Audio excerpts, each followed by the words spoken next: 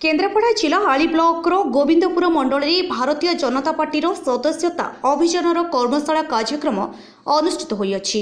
एही कार्यक्रम में जिला उपसभापति श्रीजुक्त कृष्णचंद्र पंडा नेतृत्व होइतिबा बेले साधारण संपादक शशांक शेखर सेठी, जिला मीडिया सभापति नेहुर साहू, साधारण संपादक उपिन कुमार राउत, साधारण संपादिका मनीषा पंडा, 1 नंबर चौनर सभापति ओम प्रकाश पति, मंडल संयोजक सर्वेश्वर परिड़ा एवं सरोज कौर, देवाशीष कुंवर, राजकिशोर सामल प्रमुख उपस्थित थिले।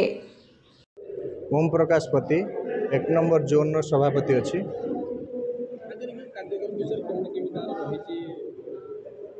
आज जो कार्यक्रम आमर कर्मशाला आमर यहाँ पार्टी गोटे विधि विधान रे पूरा रही आसी जे आमर प्रत्येक 6 वर्ष रे थरे कर्मशाला हुए। आउ एठी पार्टीर सदस्य नुआ नुआ सदस्य को जोड़ा जाए। ए कर्मशाला रे आमे पार्टीर मेंबर मानकू केमिति जोड़िबा, केमिति डोर टू डोर जिबा, आम मेंबर बढ़ेबा, से दृष्टि आमर कर्मशाला प्रत्येक 6 वर्ष हुए। आज आम जिलार प्रथम माने 1 नंबर जोन रु भी आरंभ होईछि। एटा साथ 45 दिन चलिबो।